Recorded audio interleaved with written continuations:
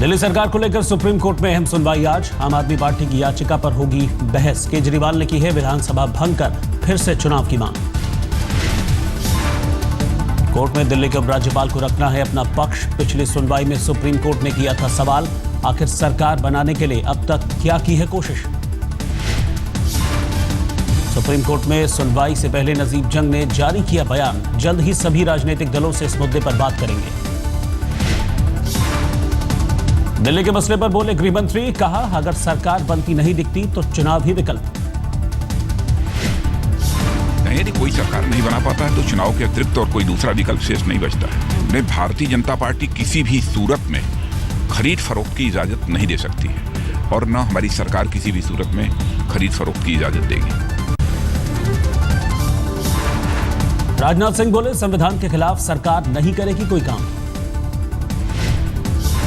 हमारी सरकार अथवा जहां तक पार्टी का प्रश्न है, पार्टी भी कोई ऐसा काम नहीं करेगी जो कि डेमोक्रेटिक प्रोसेस के लिए कलंक हो। ऐसा कोई काम किसी भी सूरत में नहीं करेंगे।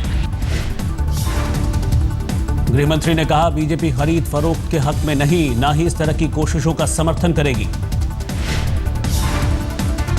आम आदमी पार्टी के संयोजक केजरीवाल ने उठाया सवाल, कहा आज क्यों नहीं, एलजी अगले कुछ दिन में क्यों करेंगे बातचीत। कुछ दिन में बुलाएंगे, फिर निर्णय लेंगे। इसका मतलब तुम बैकडोर से सरकार चलाते रहो बैकडोर से एलजी के थ्रू सरकार चलाते रहो। बीजेपी वाले एलजी के थ्रू पूरी दिल्ली के साथ गंदी राजनीति खेल रही है, दिल्ली के लोगों के साथ बीजेपी। केजरीवाल ने कल की थी मांग, नजीब जंग बुलाएं सर्वदलीय बैठक, शाम तक लें फैसला और सुप्रीम कोर्ट को जानकारी दें। अगर सारी पार्टियों को बुलाना है तो बहुत अच्छी बात है। अभी 2 घंटे में फोन कर दो सबको, सारे आ जाएंगे। मैं अभी जाने को तैयार हूँ। बीजेपी वाले सारी पार्टियों को भी 3 घंटे में बुला लो, उसके बाद उनसे बात करके अपनी रिपोर्ट दे दो और कल कोर्ट में जाके कह दो, अगर नीयत साफ हो तो। केजरीवाल ने कहा, 8 महीने से उनकी पार्टी कर रही है मांग, अगर सर्वदलीय बैठक बुलाते तो 10 मिनट में फैसला हो जाता। दिल्ली में सरकार बनाने को लेकर कश्मकश में बीजेपी, लेकिन कार्यकर्ताओं में है जोश। पंत मार्ग पर दिल्ली बीजेपी के दफ्तर में कार्यकर्ताओं ने जश्न मनाया। दिल्ली युवा कांग्रेस ने बीजेपी के खिलाफ किया प्रदर्शन, गृह मंत्री राजनाथ सिंह का पुतला फूंका।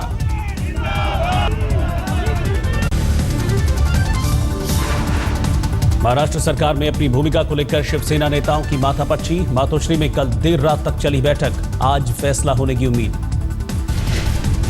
शिवसेना नेताओं की एक बैठक अभी मातोश्री में संपन्न हुई। शिवसेना के पक्ष प्रमुख उद्धव ठाकरे जी थे, इस दिशा में जाएगी आने वाले दिनों में, इस पर बहुत गंभीरता से चर्चा हुई। मैं अभी इतना ही कह सकता हूं कि इंतजार की घड़ी जल्दी खत्म हो जाएगी। शिवसेना को बीजेपी सरकार में शामिल होने की उम्मीद, उद्धव की पार्टी को सरकार के लिए आखिरी ऑफर का इंतजार।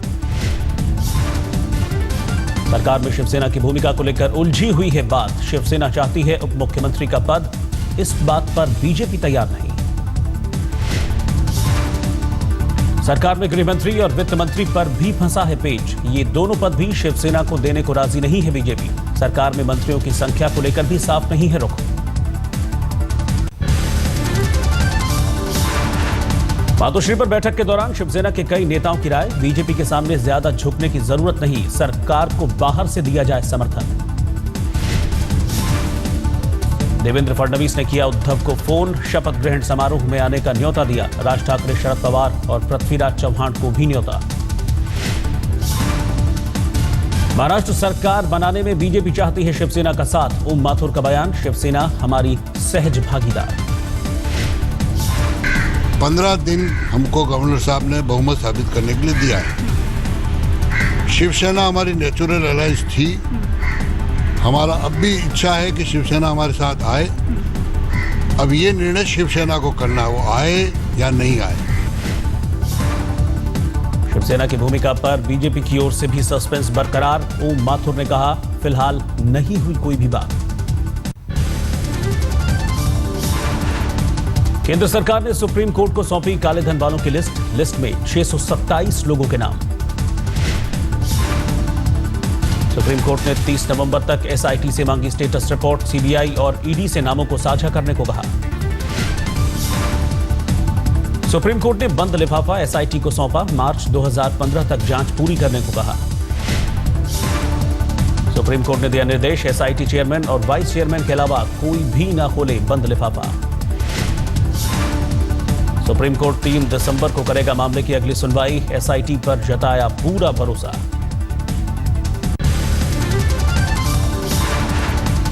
छह 627 लोगों की लिस्ट में आधे से ज्यादा भारतीय लोगों के नाम, उन पर लागू होता है भारतीय टैक्स कानून। इस लिस्ट में 627 या 28 नाम मैंने आपको बताया, जिसमें से आधे से ज्यादा हिंदुस्तान के रेसिडेंट हैं और बाकी एनआरआईज हैं जिस पे इनकम टैक्स लागू नहीं होता। केंद्र से सुप्रीम कोर्ट को बताए लिस्ट में शामिल कुछ भारतीयों ने माना एचएसबीसी बैंक में उनका खाता है, जरूरी टैक्स चुकाने को भी तैयार। एचएसबीसी बैंक में 2006 तक भारतीयों ने जमा की थी रकम। केंद्र ने बताया कि फ्रांस से उन्हें जुलाई 2011 में लिस्ट मिली थी और ये लिस्ट फ्रांस के पास आई थी क्योंकि किसी एचएसबीसी के नुमाइंदे ने ये स्विट्जरलैंड के अकाउंट से लिस्ट चुराई थी और वो फ्रांस के पास गई। काले धन को लेकर वित्त मंत्री अरुण जेटली पर भड़के जेठमलानी, जेटली को हटाने की राम जेठमलानी की मांग। आज मेरी उस अवतार को मैं अपील करना चाहता हूं कि इस बात को सुधारो।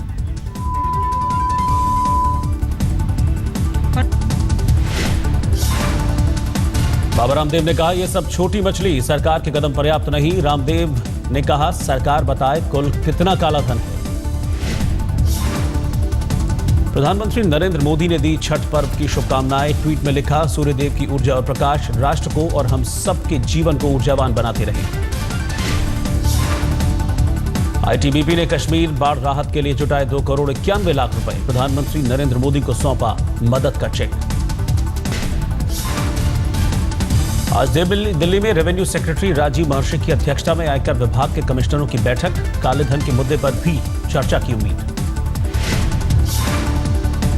वित्त मंत्री ने इशारों में सीएजी पर साधा निशाना, कहा सीएजी ऐसी संस्थाएं और ऑडिटर सनसनी फैलाने की बजाय जिम्मेदारी से काम करें। सीएजी के कार्यक्रम में बोले अरुण जेटली, ऑडिटरों को बातें बढ़ा चढ़ाकर नहीं करनी चाहिए। ऑल इंडिया रेडियो की फ्री न्यूज एसएमएस सर्विस शुरू, सूचना प्रसारण मंत्री ने कहा नई सेवा समाज के साथ संवाद। 4 क्षेत्रीय भाषाओं में सुन सकेंगे खबरें, 60 करोड़ मोबाइल धारकों तक खबरें पहुंचाने की होगी कोशिश। मन की बात रेडियो प्रोग्राम को प्रधानमंत्री ने सराहा, कहा लोगों ने अच्छे आइडियाज भेजे, गुड गवर्नेंस के लिए भी विचार दिए। नरेंद्र मोदी ने कहा 2 नवंबर को रेडियो पर करूंगा मन की बात। स्वच्छ भारत मिशन, खेतीबाड़ी, महिला सशक्तिकरण को लेकर लोगों ने भेजे सुझाव, मन की बात में साझा करेंगे विचार। भारत दुनिया का सबसे बुलिश कंज्यूमर मार्केट, निल्सन के सर्वे में किया गया दावा।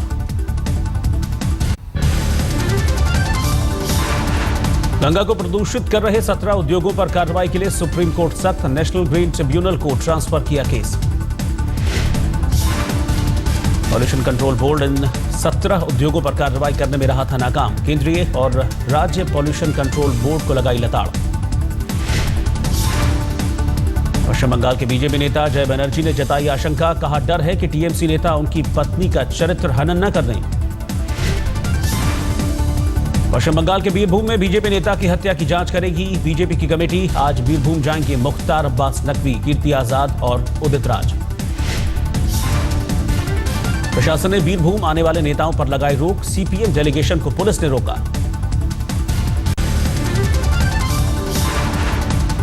कंस्ट्रक्शन सेक्टर में एफडीआई बढ़ाने पर कैबिनेट का अहम फैसला, नियम कानूनों को बनाया जाएगा आसान ताकि सस्ते आवास का सपना हो साकार। कैबिनेट का किसानों के हक में फैसला, 50 रुपए बढ़ोतरी के बाद 1400 से 1450 रुपए हुआ गेहूं का समर्थन मूल्य। भोपाल में आज से बीजेपी का 2 दिनों का संकल्प सम्मेलन, राष्ट्रीय अध्यक्ष अमित शाह, सुषमा स्वराज, राजनाथ सिंह समेत कई वरिष्ठ नेता रहेंगे मौजूद। संकल्प सम्मेलन में मध्य प्रदेश के करीब 25,000 कार्यकर्ता हिस्सा लेंगे। कार्यकर्ताओं को अमित शाह संबोधित करेंगे। जोधपुर पहुंचे राज्यसभा सांसद अमर सिंह ने मोदी लहर को खारिज किया। कहा, मैदान खाली मिला तो गोल पर गोल दागे जा रहे हैं मोदी। सलमान खान के स्वच्छता अभियान का सामने आया एक और वीडियो। पनवेल की झुग्गी में लगाई झाड़ू। इससे पहले सलमान खान ने करजत में भी झाड़ू लगाई थी। मोदी के 9 सफाई रत्नों में से एक हैं सलमान खान। एशियन गेम से गायब रहने वाले खिलाड़ियों पर गाज गिरेगी। खेल मंत्रालय ने कहा, देश के लिए नहीं खेलोगे तो नहीं मिलेगी सरकारी मदद। टेनिस स्टार लिएंडर पेस सोमदेव बोपन्ना ने एशियन गेम्स से किया था किनारा। उनकी हरकत से नाराज है खेल मंत्रालय। मशहूर फुटबॉलर डिएगो मैराडोना ने की अपनी गर्लफ्रेंड की पिटाई का वीडियो हुआ वायरल।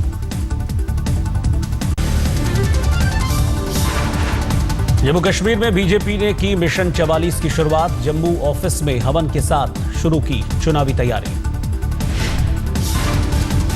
अभिनेत्री सना खान बॉयफ्रेंड इस्माइल खान के साथ गिरफ्तार। कुछ ही देर बाद मिली जमानत। महिला का यौन शोषण और धमकी देने का आरोप।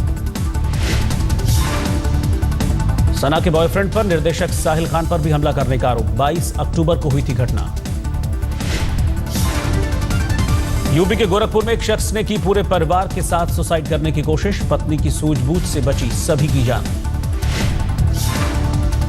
आपसी झगड़े के बाद पति ने 4 बेटियों और पत्नी को दिया था जहर। सभी पीड़ित गोरखपुर के अस्पताल में भर्ती। रसोई गैस 3 रुपए हुई महंगी। अब दिल्ली में 1 सिलेंडर के लिए देने होंगे 417 रुपए। डीलर का कमीशन बढ़ने के चलते बढ़े रेट। डीलर लंबे वक्त से अपना कमीशन बढ़ाने की मांग कर रहे थे। समाजवादी पार्टी ने जारी की राज्यसभा के 6 उम्मीदवारों की लिस्ट। रामगोपाल यादव, अशोक वाजपेयी, नीरज शेखर के नाम शामिल। मुलायम सिंह और अखिलेश यादव से मिले अमर सिंह। पार्टी में शामिल होने की सुगबुगाहट। कांग्रेस ने जम्मू कश्मीर के लिए 15 उम्मीदवारों के नाम का ऐलान किया। 25 नवंबर से होने हैं चुनाव।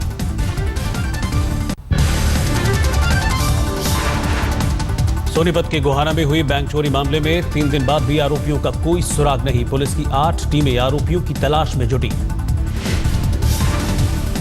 लॉकर धारकों के बयान पर पुलिस ने बैंक प्रशासन के खिलाफ अलग अलग धाराओं में केस दर्ज किया। बैंक के 3 अधिकारियों की हो सकती है गिरफ्तारी। आगरा में एक सराफा व्यापारी पर हमला कर बदमाशों ने लूटी लाखों की ज्वेलरी। हमले में बिजनेसमैन जख्मी। सभी आरोपी लूट के बाद फरार। ज्वेलरी के साथ आगरा से लखनऊ जा रहे थे बिजनेसमैन। उन पर डंडों से हमले की तस्वीरें सीसीटीवी में कैद। फुटेज के आधार पर छानबीन में जुटी पुलिस। दिल्ली के भजनपुरा इलाके से 3 दिन से 2 स्कूली छात्र लापता। घर वालों को अपहरण का शक। परिजनों ने पुलिस में दर्ज कराई शिकायत।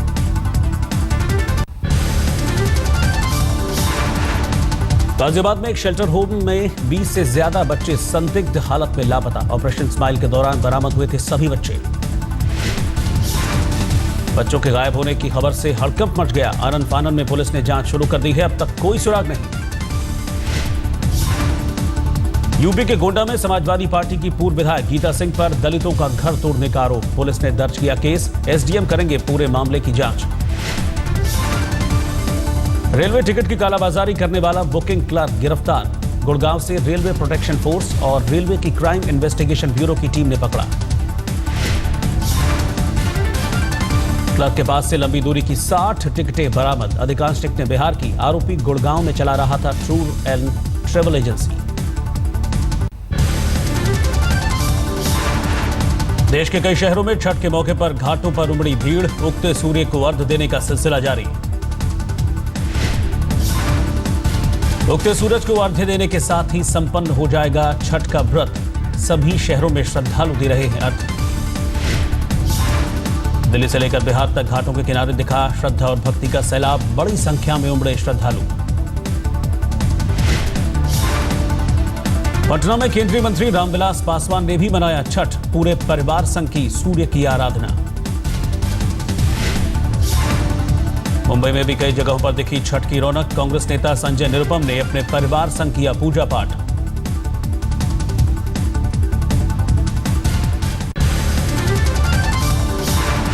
वहां पर छठ पर लोगों में दिखा जबरदस्त उत्साह। कल शाम डूबते हुए सूर्य को दिया गया था अर्घ्य।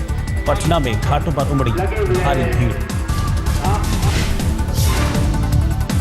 मुंबई की जुहू चौपाटी पर उमड़ा आस्था का सैलाब। श्रद्धालुओं को संभालने के लिए पुलिस को करनी पड़ी काफी मशक्कत।